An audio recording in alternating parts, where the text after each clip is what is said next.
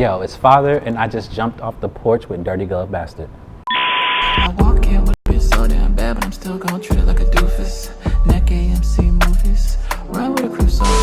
Alright, we got the one and the only legendary Father jumping off the porch with us today. Yes, sir. How you feeling, twin? Good. You know, I'm a little, feeling a little, I'm not hungover, you know what I'm saying? I haven't drank in like a week, which is good. But it's like a feeling of, I don't know, dehydrated kind of. Yeah. I took a walk, sunny as hell out today. You know? I took a walk, you know what I'm saying? Yeah. I'm trying to be like real proactive and healthy and shit. Bro, they say they got a new sun, like the heat different now. It's different, yeah. That's why I called myself walking to get some tacos the other day. I was like, let me go get some tacos, all right? You know what I'm saying? Yeah, that's probably why you feel a little dehydrated. Yeah, and I'm just like, nigga, the air fucked up. Like I was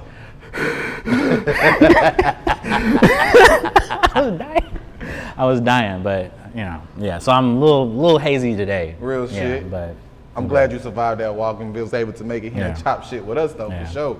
For sure. So how does it feel to be back in the city of Atlanta, my dog? I mean, it's lovely, honestly. Like I was in LA for like 3-4 years.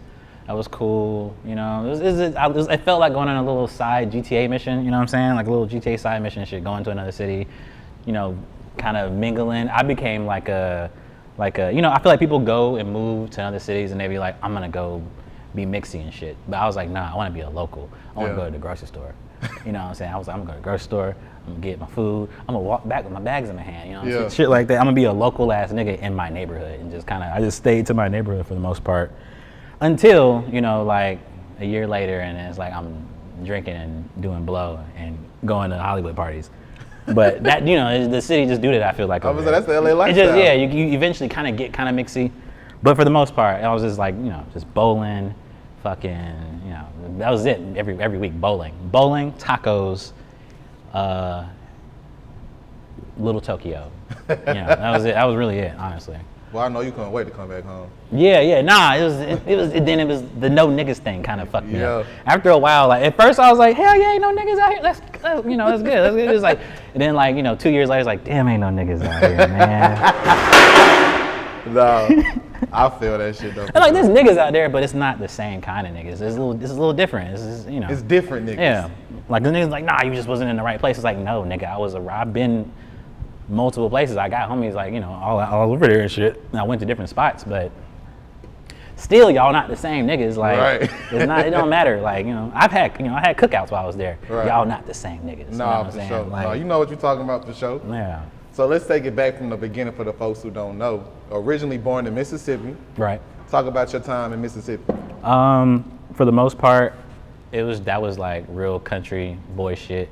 What you'd expect of a nigga in Mississippi, just like, I'm in the woods. Bare feet, red dirt? Red dirt, jumping on mattresses, crossing ravines like in a Disney movie or some shit. Like some real like, you know, country kid shit. Like it was fun. Like I'm glad I experienced that because I know my kid's not about to enjoy that type of shit. But I feel like it gave me good development, you know, feet, you know, dirt beneath my feet type shit. Real shit. For me being, you know. So at what age did you relocate to Atlanta? It was 10, right? I was 10. Yeah. So it was like that was like right after the millennia shit, you know, 2000, Y2K, all that type of shit. Yeah. Right at the right time. Yeah, at the right time. Real shit. Absolutely, because you know, Mississippi probably still the same. How would you describe the relocating in? How was it hard transitioning to a new city?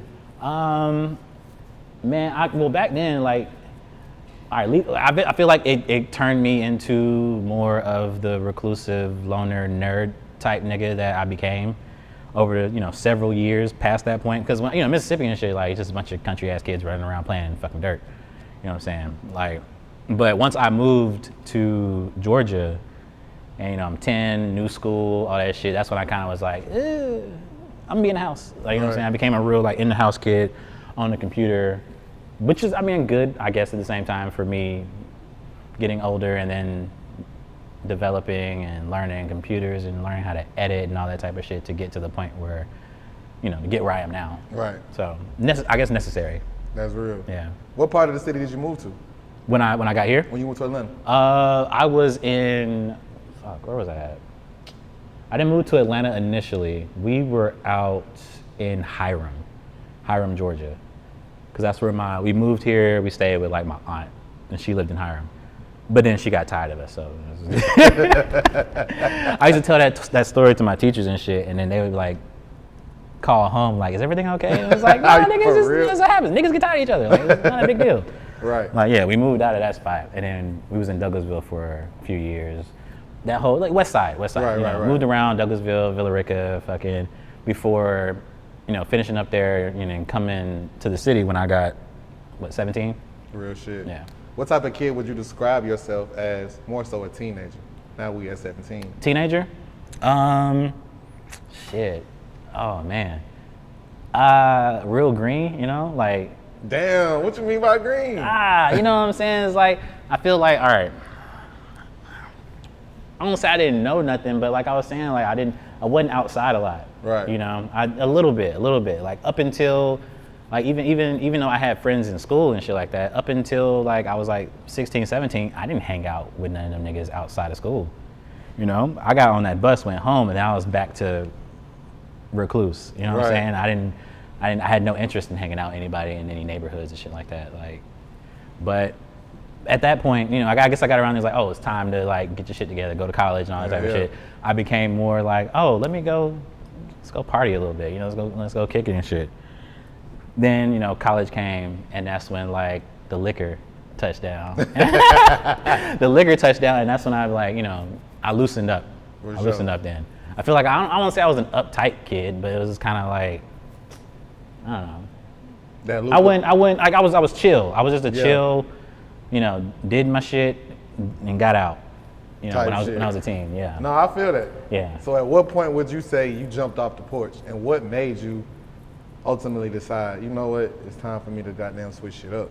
All right, so a little bit like midway through college and shit, not even midway, like the first semester and shit, I was on bullshit immediately, because I was like, oh, freedom, this shit crazy. I wouldn't even. The thing is, I wouldn't even restrict it as a teen. Like I could do what the fuck I wanted, but it was like being away and freedom, because I was at Georgia State, and niggas know how Georgia State used to be. Like it was, I don't know how it is now, but actually I've seen some shit. It's crazy still now. Like motherfuckers be out there by that shell. Like that's not. It used to be a shell.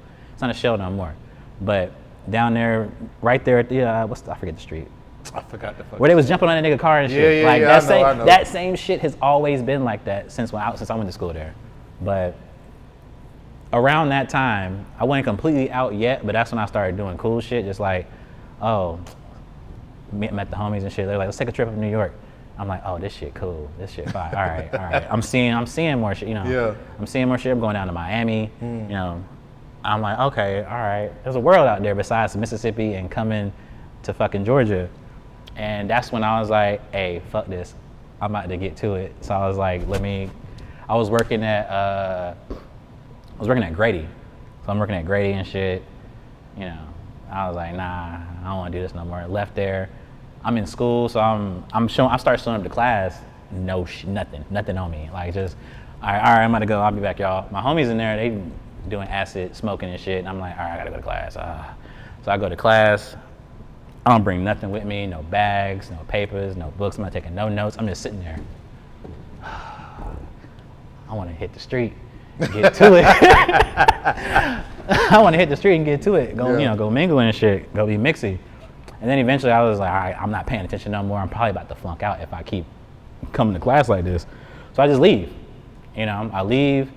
I didn't kind of already start to amass the crew that would inevitably become Awful Records somewhat at that time. And I'm just like, nigga, we got this. Like, we throwing parties and shit in the city. I'm like, we can do this. Like, I know we got this. You know what I'm saying? I had the crazy faith in us at the time. I could see it. I could just see it at all times. I was like, I see where we're gonna be. It was crazy. Real shit. And then, my mom, she's like, well, you about to leave school? I'm like, I got this, Mom. I'm like, trust me. Real shit. I got the crazy play. I can figure this shit out. And naturally, after some fucking up, it worked out. Did you have a general interest in chemistry? That's some shit from when I was like younger as a kid. Like, you see the lab coats, you know what I'm saying? And these are my chemistry, right? Yeah, I know that's what you were studying. Yeah, all right, I was studying I guess it's like chemistry. That's all right. Taking chemistry in college is what made me realize I'm not actually built for that at all. You know what I'm saying? I think like the first grade I got back, like it was like I feel like it was less than 20. Like, it was like less than, like I got like a 20, 25, some shit like that. And I was like, you know what? I'm not made for this. Dropped that shit. Almost flunked out my freshman year. And then I was like, let me go to the shit that comes natural, which is art. And then A's, just crazy. This is effortlessly just A's. So I was like, yeah, let me just do the thing that feels natural to me instead of doing what is gonna make me necessarily, you know, what my mom says is gonna make me better. The idea of success. Yeah, I feel with that. yeah. The family idea of success. That's why I was like, yeah, let me just go be a pharmacist, be a, you know, I don't know. It wasn't working. The school was too much for me. I was just like, I'm not there for it. Like, my brain wasn't, like, I was a great student before, but at that time period, I was just like, nah, it's too much going on. My brain not really in this. Nah, for sure. How hard was it for you to ultimately decide, you know what, I'm gonna drop out and I'm gonna pursue this off a record stream? Man, you know, I was real impulsive, you know. I mean, I think even now I'm still real impulsive. Once an idea get in my head, I just go fully forward. You know, it's done. So it wasn't that hard, truthfully. I was like, once it was like I can do this, I pretty much just tapped out. Yeah. Who are some of the members that you had ultimately met during the time of you kind of, you know, forming everything together from the beginning? Who did I meet then? Yeah. I met Keith Charles, Ethereal. Initially, I met one of the founding members of Awful. His name's Maurian Thomas. I met him, and then he introduced me to his cousin, Keith Charles. Keith Charles introduced me to Ethereal, and then that became kind of the starting lineup. And then I met friends of friends of friends. You know, it was still very loose then. Everybody had their own little circles before things kind of took off a couple years later and became more of a tight-knit group. Also, Archibald Slim. We were actually in college together. And Stalin as well. We were all in college together. But so how did everybody else ultimately come along? Is just, you know, just Atlanta shit. Yeah. Just like being in the same spot. Yeah. Then you got a house. We trash in the house. Everybody got a hand Everybody over that house, bitch smoking that shit out. Certain niggas just kind of stick around more than others, and that becomes kind of core crew type of dynamic. Real spill. Yeah. So, how did you even ultimately decide, you know, I'm gonna make music? Let's see. So we all, like me, Keith Charles, Ethereal, we living together at this spot called the Darlington, up in, it's like somewhere in Buck, kind of like, it's nice as fuck now. It's called something else, but it used to look like a fucking insane asylum. But it's up there near Buckhead, kind of like right before you cross over into Buckhead. It's like a high rise. It's a high rise. Like, it's like one of the only ones that's really up there in that certain area. So niggas live in it now, and they don't realize what it used to be. It was the shithole. It was a shithole full of crazy ass people. It was like niggas, like motherfuckers looking out the window like, I'll chop your fucking head off. Like, it was like like genuine psychos in that bitch. Yeah. Domestic abuse. Like, it was like nutty ass people. But we lived there. They working on music. I'm just like the nigga that, oh man, y'all guys are killing it. You know, taking pictures, filming and shit like that. You know, coming up with ideas. And I guess one day, I don't know what it was. One day they're just like, hey, you should give it a shot. And I'm like, all right, you know, I'm making beats, sound like shit. It sounded like shit for like a year. I don't really get good at it immediately, but you know, I still got it on the side. But eventually, you know, like maybe like a year later, it's starting to sound kind of decent. And I don't know when I started kind of rapping, but this might have been like 2013, 12 or 13. Somewhere around then, I was actually attempting, you know, to rap and shit. It was cool. It was cool. Niggas eventually was just like, oh, you got it. Like, you know, if anybody can do it, you can do it. They're like, you bridging the sound. Like, 'cause, you know, I feel like they were more left indie, and we all as a crew loved listening to shit like Gucci. You know what I'm saying? Even though we made completely not that. Yeah. And then I kind of was in the middle making shit, and they was like, you could do it. They're like, you can bridge that little gap and actually make this work. That's and real. then, you know, it just, I mean, the entire time I'm like, Yeah. I suck at this. I'm not that Yeah. good. Like, I'm just fucking around. I don't know if this is gonna work yet. But What- you know. What song ultimately gave you that confidence? Like, hey, yo, I'm on to some shit. Oh, I made this song. I think it might still be up. It's called Boy. I made this song called Boy. And this is when I was living in the West End. And this is like 2012, 2013. I made this song called Boy. And I was just, I was like, this shit hard. And I'm taking it around places and shit. I went to Follies, went to the Follies strip club. And I was like, hey, put this shit on. I was like, I paid the DJ and shit, real classic nigga shit, like real classic Atlanta shit. I paid the DJ like $20, $50. I can't remember how much it was back then. But I paid the DJ, played the track, you know what I'm saying? Got this bitch dancing on me and shit. I'm like, oh, is she into it? I was like, hey, she killing it. She was killing it. I'm just like, oh shit, I got a record right here. This me. She dancing. I'm like, I made this shit. Yeah. She going crazy. I'm like, I made this shit. This shit's amazing. Like, but that song, Yeah. I believe it's still up. I think it was like one of the first songs I uploaded, so I believe it's still up on one of the projects. I'm not sure though. I can't say for sure, but it might be out there. So let's get into the debut, Young Hot Ebony. Yeah. What was it like creating your first project, and what were some of the emotions, if you remember any, like you were in the booth, or you were trying to create this sound, or you were trying to create this image for the visual, you know what I mean? Like, how was it piecing everything together? Making that one felt kind of weird. All right, so we had kind of come together as a crew somewhat, but it was real loose. It was kind of like, everybody was, not everybody had come together completely yet. Everybody was still trying to figure out what they was finna do, you know what I'm saying? I lived over there off of, shit. I can't remember where I was at. I was over near Gresham, like across from, it don't matter. The specifics don't matter, but I was over in Gresham, and it was just me, my girl,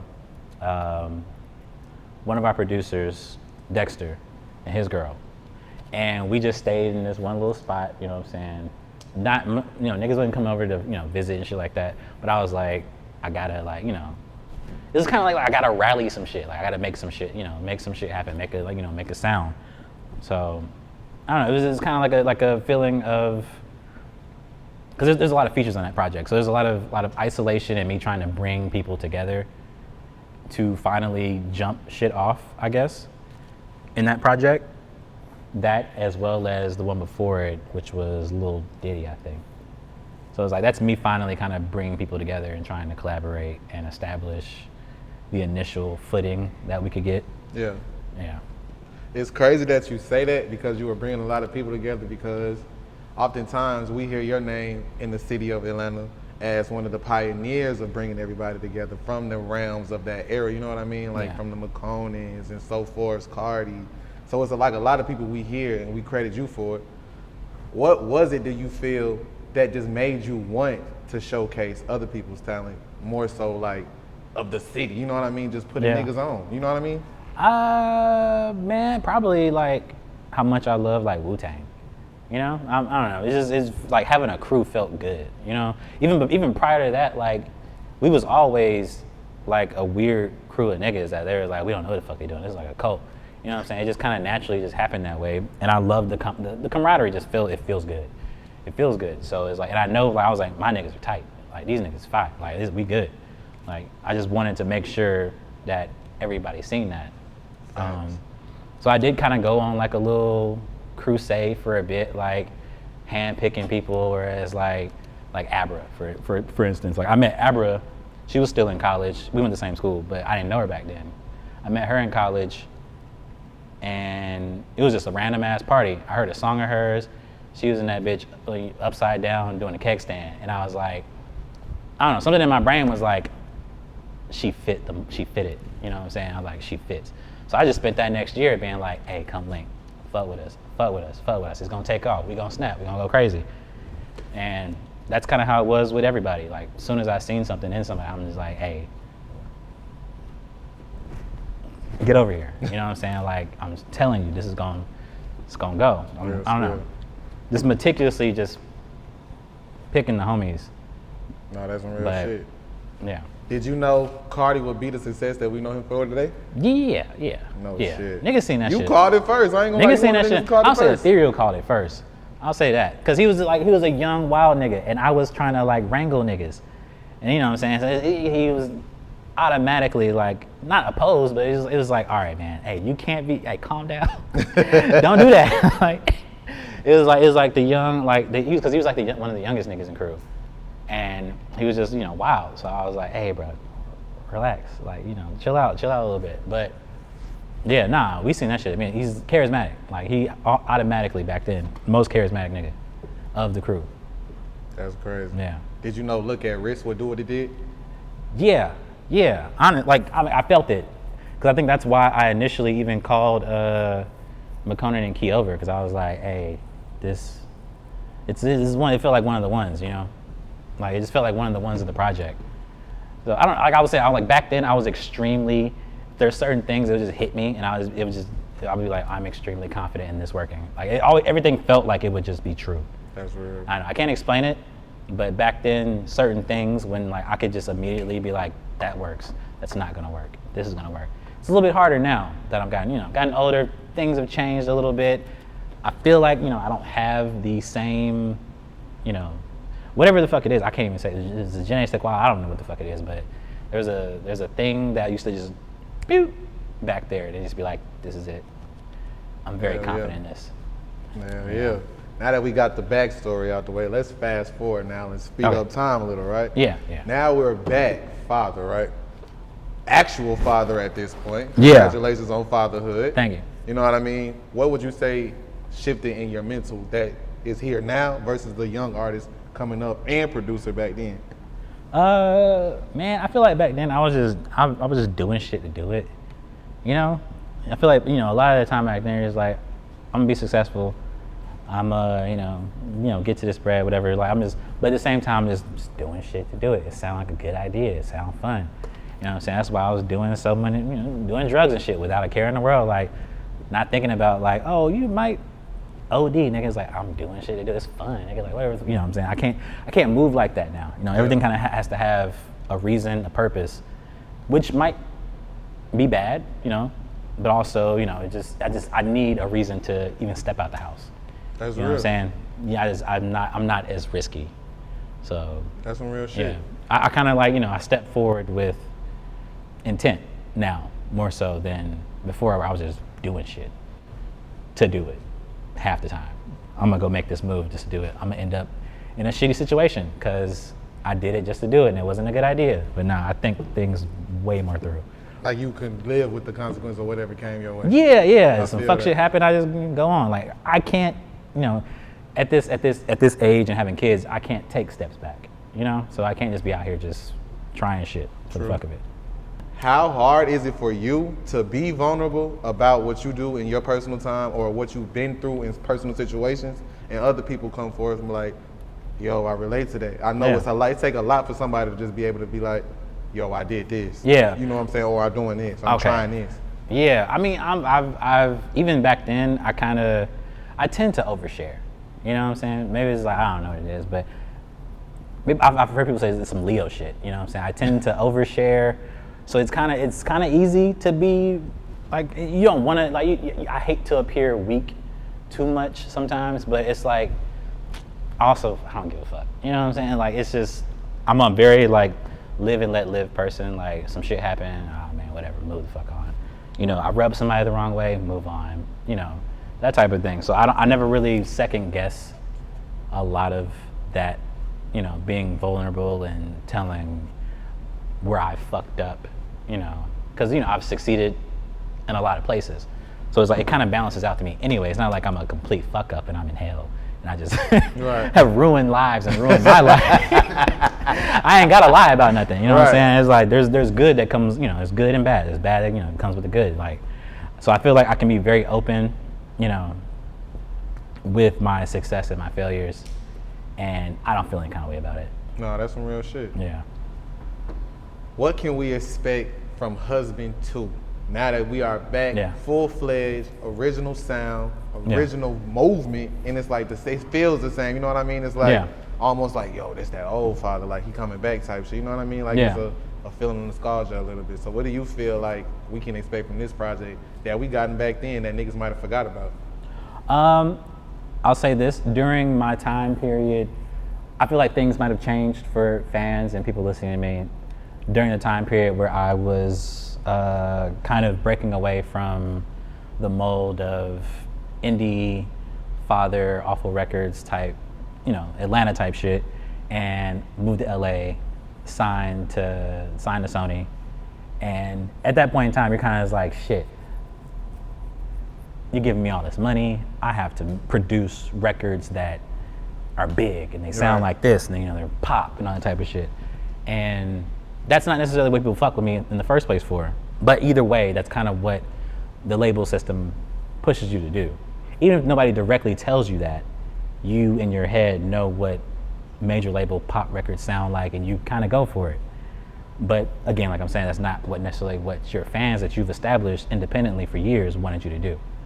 But since leaving and doing I did Young Hot 2 and now Husband 2, which is while I did the first Husband while I was there trying to make bigger records, I feel like this one is slightly different because I'm being much more experimental, akin to when I first started out. I'm not really and also again, like I was saying, I be doing shit off the fly sometimes. I'm just like, what are you gonna tell me? Like, oh, this sounds like shit. And it's like, all right, man. I'm trying to be experimental. I'm having more fun with it now. I guess I'm making songs that I want to hear and want to listen to more often. That's good. So, and I feel that's initially what I was doing, more so than trying to cater exactly to a crowd that you really can't predict. You don't know what the fuck they want. Right. For real, they don't know what the fuck they want. They think they do. They just know your shit hot and they want that shit on whenever they outside type shit. Yeah, they don't, you know what I'm saying? Fucking listen to that nudie track that just came out. Like, nigga, what the fuck? But you don't know that you want that. Yeah. You know what I'm saying? You didn't know that you wanted that. But then as soon as you hear it, it's like, hey, why the fuck didn't I think of this? Yeah. This is amazing. That's just great. Real shit though. You just gotta kind of just do some shit. Just get in there and do shit. Not think too much about that. In the creative process. Being that you are originally a producer and an artist, is there some newer artists that you're working with now? Am I working with new artists? I have people that I want to work with, but it gets kind of, I don't know. It's weird. Niggas is weird. I don't know. The only person I've worked with recently that I'm like, man, this has been a great process is Tony. Shout out Tony Shnnow. Yeah, I feel like niggas love Tony. Tony's a great. That's a great guy. That's a no great cap, fucking guy. That is a real right nigga, bro. Yeah, and even the times afterwards when we hung out, I'm just like, man, you're cool as fuck. You're a cool young nigga. No you're a great friend. You know what I'm saying? Yeah. We're not crazy close. We linked a couple of times. I'm just like, you somebody that I'm You're like, hey, come person, over. Bro. I'm like, me and the family, we're about to have a little thing. Come over, kick it. Yeah. That's one person I've worked with where I'm just like, yeah, you cool. But other people I've tried, I've reached out to certain people, and it's just kind of like I don't know, there's something missing there. You know what I'm saying? I don't know, I guess everybody, I would say in this day and age, people aren't so loose, Everybody's a little uptight and kind of they just trying to win. Which I get, you know what I'm saying? Everybody's just trying to win. And if I can't instantaneously provide you with that win, maybe you just don't give a fuck. Everything real transactional nowadays. Everything is very transactional. And that's what I was saying with Tony, it didn't feel transactional. Facts. It felt like, hey, hell yeah, this is tight, let's link. You know what I'm saying? Yeah. And a lot of motherfuckers don't do that no more. No, that's real. Yeah.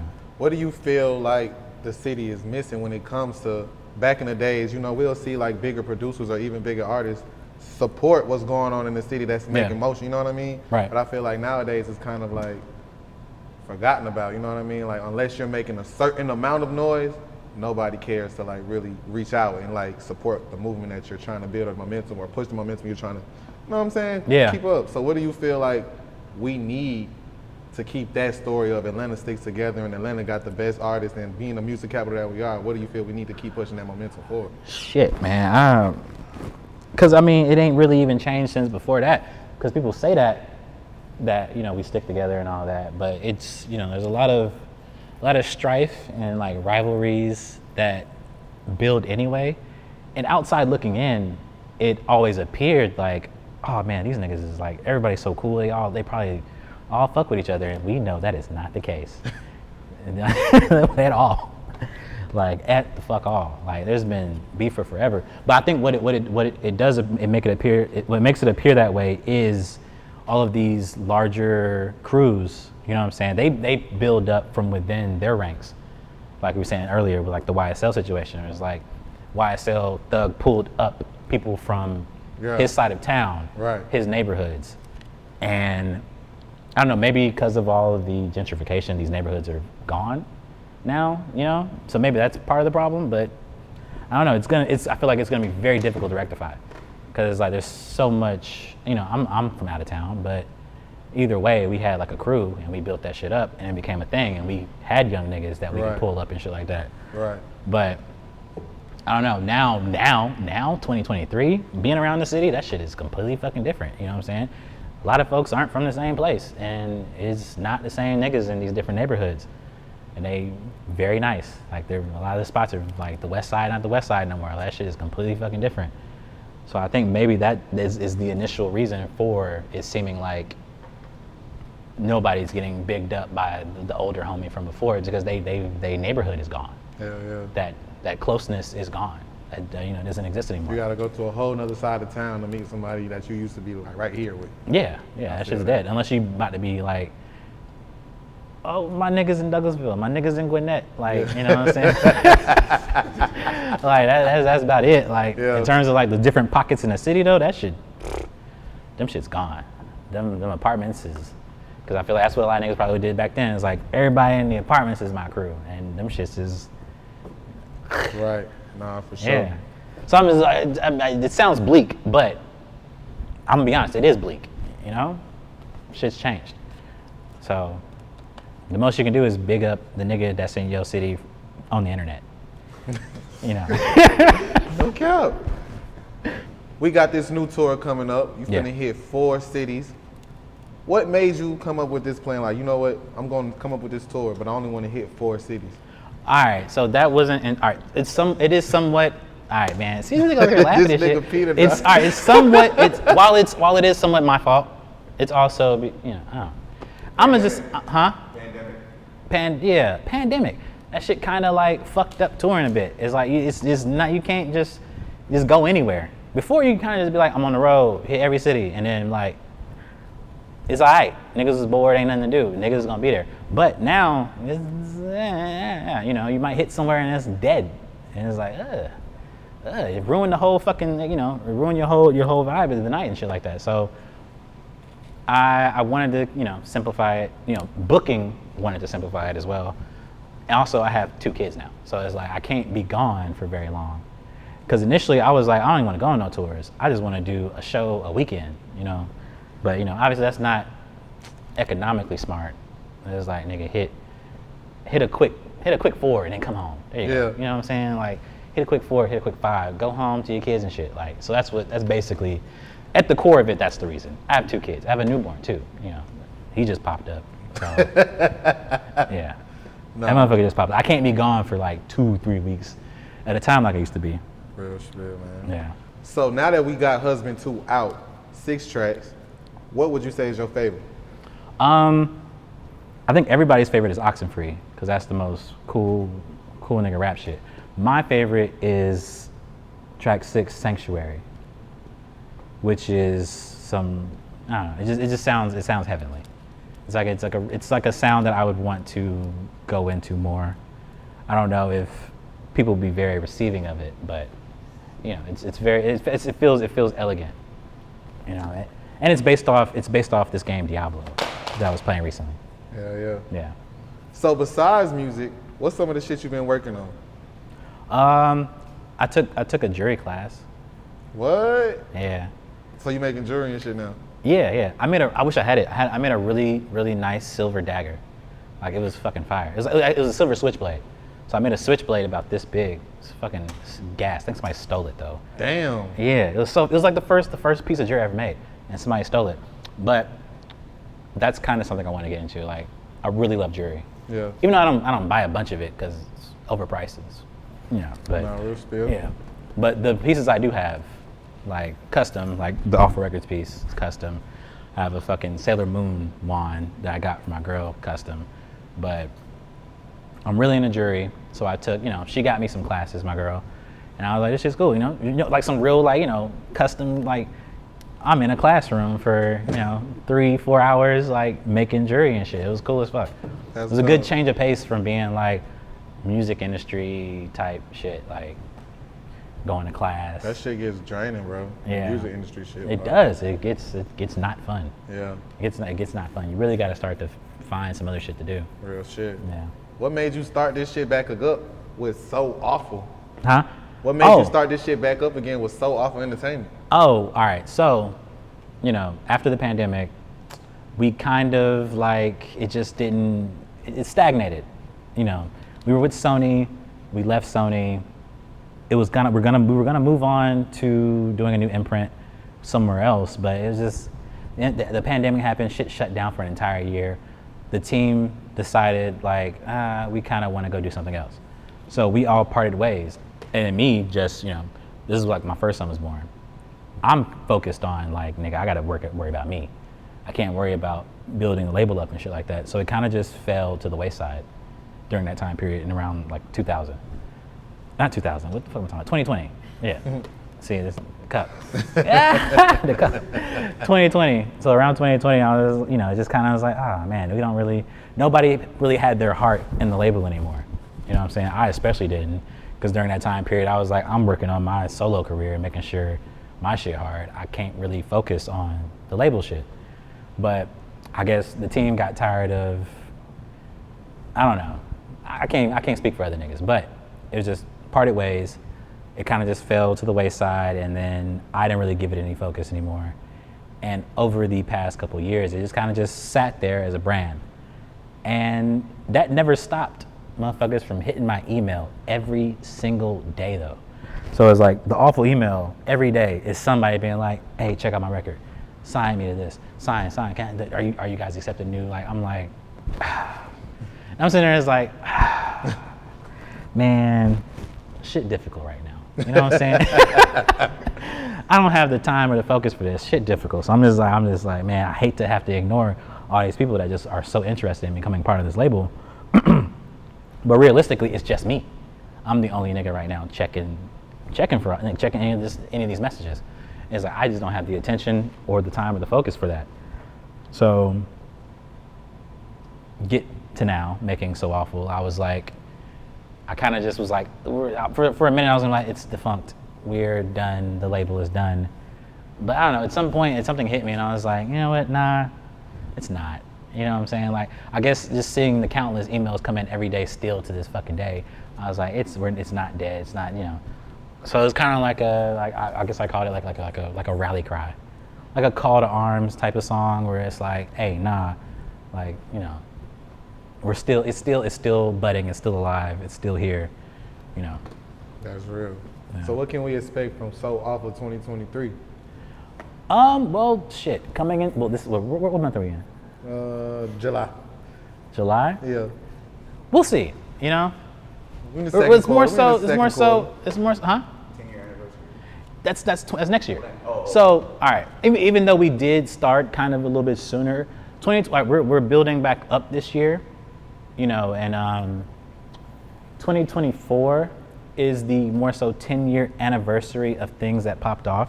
So I'm more so focused on doing things then. Right now, we're just working on what we're gonna do next year. Okay. And, you know, I think it's gonna be cool. I can't say much. I don't want to promise too much shit now, but we're trying to work on doing some really cool shit for the anniversary, especially now that I'm back home in Atlanta, and I feel like niggas will fuck with it. Like, you know, maybe, you know, mini festival types. I'm gonna shut up. I don't want to put too much on it. Like, you know what I'm saying? I could be fucking wrong. I could lose an arm in the next 2 months and then be like, fuck everything. You know what I'm saying? Like, I don't know. Like shit happens. You gotta goddamn patch that shit up. We gotta keep this shit going on. But yeah, we're working on some shit right now. Nah, for sure, man. Father, you already know the city love you. Already know we love you, bro. We appreciate you coming to the Porch and fucking with us one time, man. Absolutely. Real spill, man. Father, we appreciate you. I walk in with a bitch so damn bad, but I'm still gon' treat it like a doofus. Neck AMC movies. Run with a crew so ruthless. Run with them niggas so